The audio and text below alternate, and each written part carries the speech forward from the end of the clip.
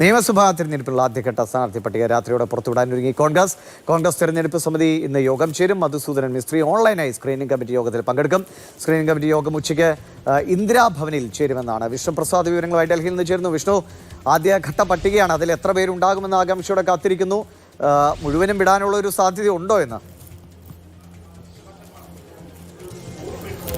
പ്രധാനമായും കേരളത്തിൽ ഇടതു പാർട്ടികളെല്ലാം സ്ഥാനാർത്ഥി പ്രഖ്യാപനം നടത്തിയതിന് പിന്നാലെയാണ് ഇപ്പോൾ വളരെ കുറച്ച് സമയം മാത്രമാണ് തെരഞ്ഞെടുപ്പ് പ്രചരണത്തിന് ലഭിക്കുന്നത്. ഈ ഒരു സാഹചര്യം കൂടി കണക്കിലെടുത്താണ് ആദ്യഘട്ട പട്ടിക ഇപ്പോൾ പുറത്തുവിടാനുള്ള തീവ്ര ശ്രമങ്ങൾ കോൺഗ്രസിന്റെ ഭാഗത്തു നിന്നുണ്ടാകുന്നത്. ഏകദേശം 50-ൽ താഴെ മണ്ഡലങ്ങളിലേക്കുള്ള സ്ഥാനാർത്ഥികളെ ആയിരിക്കും കോൺഗ്രസ് ആദ്യഘട്ട പട്ടികയിൽ പുറത്തുവിടുന്നത്. പല മണ്ഡലങ്ങളിലും ഇനിയും തർക്കം തീർന്നിട്ടില്ല. തൃക്കാക്കരയിലും തൃപ്പൂണിത്തുറയിലും അതോടൊപ്പം തന്നെ ഏറ്റുമാനൂർ ഉൾപ്പെടെയുള്ള ഏറ്റെടുക്കാൻ സാധ്യതയുള്ള സീറ്റുകൾ ഇവിടങ്ങളിലെല്ലാം തർക്കം തുടരുന്ന ഒരു സാഹചര്യം കൂടിയാണ് ഇപ്പോൾ കോൺഗ്രസ് ലഭ്യമായ സ്ഥാനാർത്ഥി പട്ടിക പുറത്തുവിട്ടുകൊണ്ട് തെരഞ്ഞെടുപ്പിൽ കളം വീണ്ടും തിരിച്ചു പിടിക്കാൻ വേണ്ടിയുള്ള ശ്രമങ്ങൾ നടത്തുന്നത്. ഇന്ന് ഉച്ചയ്ക്ക് സ്ക്രീനിംഗ് കമ്മിറ്റി വീണ്ടും യോഗം ചേരുകയാണ് ഡൽഹിയിൽ. നേരത്തെ പരിഗണിച്ച 32 പേരുകൾ കൂടാതെ ഏകദേശം 9ഓളം പേരുകൾക്ക് കഴിഞ്ഞ ദിവസം ചേർന്ന സ്ക്രീനിംഗ് കമ്മിറ്റി കൂടി അംഗീകാരം നൽകിയിരുന്നു. ഇനിയുള്ള ശേഷിക്കുന്ന ഏകദേശം ഒരു 9ഓളം സീറ്റുകളിലേക്കുള്ള സ്ഥാനാർത്ഥികളെ കൂടി ഇന്ന് ചേരുന്ന സ്ക്രീനിംഗ് കമ്മിറ്റിയിൽ തെരഞ്ഞെടുക്കാൻ സാധിക്കുമെന്നാണ് കോൺഗ്രസ് പ്രതീക്ഷിക്കുന്നത്. അതിനുശേഷം കഴിഞ്ഞ സ്ക്രീനിംഗ് കമ്മിറ്റിയിലും ഈ സ്ക്രീനിംഗ് കമ്മിറ്റിക്കും അംഗീകാരം ലഭിച്ച പേരുകൾ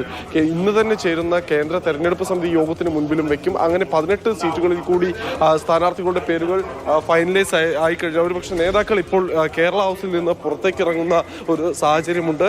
പ്രധാനമായും കോൺഗ്രസിന്റെ സ്ക്രീനിംഗ് കമ്മിറ്റി യോഗമാണ് ഇന്ദിരാഭവനിൽ വെച്ച് നടക്കാൻ പോകുന്നത്. കേരളത്തെ കോൺഗ്രസിന്റെ ആസ്ഥാനമുണ്ട്. കഴിയട്ടെ ചർച്ച ചെയ്യട്ടെ എന്നിട്ട് പറയാം. പരമാവധി പേര് പ്രതീക്ഷിക്കാമോ? സ്ഥാനാർത്ഥി നിർണ്ണയം വൈകുന്നു എന്നുള്ള പ്രഖ്യാപനം ഒരു ആശങ്കയുണ്ടോ പ്രതീക്ഷിച്ചതാവേ? ഇല്ല, ഞങ്ങൾ തുടങ്ങാൻ പോകണല്ലോ. അല്ല, CPM ഒക്കെ കളം പിടിക്കും. ആയിക്കോട്ടെ, എന്ത് ചെയ്യാൻ പറ്റും? അതുകൊണ്ടൊന്നും ആശങ്കയില്ല. യാതൊരു ആശങ്കയില്ല. എന്തായാലും യോഗത്തിന് പങ്കെടുക്കുന്നതിനിടെ ആശങ്കയൊന്നുമില്ല അല്ലേ? വൈകുന്നതിൽ ആശങ്കയില്ല. നേരത്തെ CPM ശരി, ചെന്നിത്തല കോൺഗ്രസിന് വൈകിപ്പോയെന്നുള്ള ആശങ്കയുണ്ട് സാർ. എന്തായാലും പ്രതികരിക്കുന്നില്ല നേതാക്കൾ. എല്ലാവരും യോഗത്തിന് ശേഷം പ്രതികരിക്കാമെന്നൊരു നിലപാട് തന്നെയാണ് പങ്കുവെക്കുന്നത്. പ്രധാനമായും നേരത്തെ സൂചിപ്പിച്ചതുപോലെ പ്രതിപക്ഷ നേതാവും അതോടൊപ്പം തന്നെ രമേശ് ചെന്നിത്തല കൂടാതെ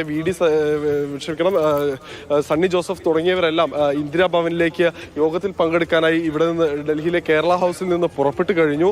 നിർണായകമായ സ്ക്രീനിംഗ് കമ്മിറ്റി യോഗം തന്നെയാണ് നടക്കാൻ പോകുന്നത്. കാരണം കോൺഗ്രസിനെ സംബന്ധിച്ചിടത്തോളം നമുക്കറിയാവുന്നതുപോലെ മുഖ്യ എതിരാളികളായിട്ടുള്ള ഇടതുപക്ഷം ഏകദേശം 86 സീറ്റുകളിൽ സ്ഥാനാർത്ഥികളെ പ്രഖ്യാപിച്ചു കഴിഞ്ഞു. സഖ്യകക്ഷികൾ കൂടി പ്രഖ്യാപനം പൂർത്തിയാക്കിയാൽ 140 മണ്ഡലങ്ങളിലും വലിയ സർപ്രൈസുകൾക്കൊന്നും ഇട നൽകാതെ അത് പൂർത്തിയാക്കാൻ എന്തായാലും ഇടതുപക്ഷത്തിന് സാധിക്കും. പക്ഷേ ഇപ്പോൾ VD സതീശൻ വാക്കുകളിലൂടെയല്ല എങ്കിൽ പോലും ആംഗ്യത്തിൽ നമ്മളോട് പ്രതികരിച്ചത് ഇതൊന്നും ആശങ്കയ്ക്കുള്ള വകയില്ല, അല്ലെങ്കിൽ സ്ഥാനാർത്ഥി പ്രഖ്യാപനം CPM-ഓ CPI-യോ നേരത്തെ നടത്തിയത് കൊണ്ട് തങ്ങൾക്ക് ലെവലേശം ആശങ്കയില്ല എന്ന് തന്നെയാണ്. എന്തായാലും കോൺഗ്രസിനെ സംബന്ധിച്ചിടത്തോളം ഏറെ കടമ്പകൾ ഇനിയും ബാക്കിയുണ്ട്. പലയിടങ്ങളിലും ഒറ്റ പേരുകളിലേക്ക് എത്താൻ സാധിച്ചിട്ടില്ല. നമുക്ക് ഇപ്പോൾ സണ്ണി ജോസഫ് കൂടി ഇറങ്ങുകയാണ്. നമുക്ക്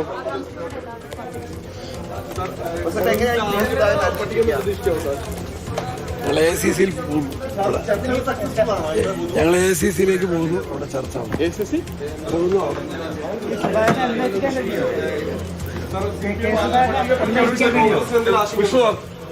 ഒരു 50 പേരെ ഇത് പ്രഖ്യാപിക്കാൻ കഴിയുമെന്ന് തോന്നുന്നുണ്ടോ?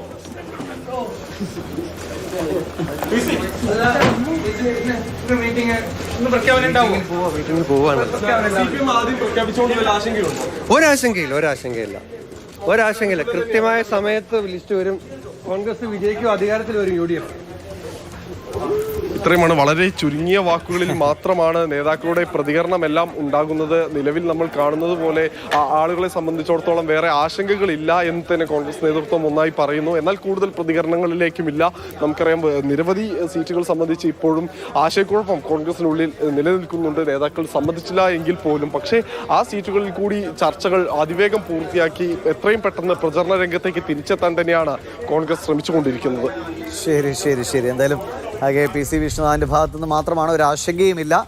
UDF അധികാരത്തിൽ തിരിച്ചു വരുമെന്ന ഒരു പ്രതികരണം. ബാക്കിയുള്ളവരൊക്കെ നടക്കട്ടെ. ഞങ്ങൾ VD സതീശനൊക്കെ പറഞ്ഞ് ഞങ്ങൾ തുടങ്ങാൻ പോകുന്നേ ഉള്ളൂ. ചർച്ച തുടങ്ങാൻ പോകുന്നേ ഉള്ളൂ എന്നാണ് സണ്ണി ജോസഫ് അടക്കമുള്ളവർ നിർണായകമായ കൂടിക്കാഴ്ചയ്ക്കായി പുറപ്പെട്ടിരിക്കുന്നു. അധികം വൈകാതെ തെരഞ്ഞെടുപ്പ് സ്ഥാനാർത്ഥി പ്രഖ്യാപനം ഉണ്ടാകും. ആദ്യഘട്ട പട്ടിക ഇന്ന് തന്നെ ഉണ്ടാകുമെന്നാണ് നിലവിൽ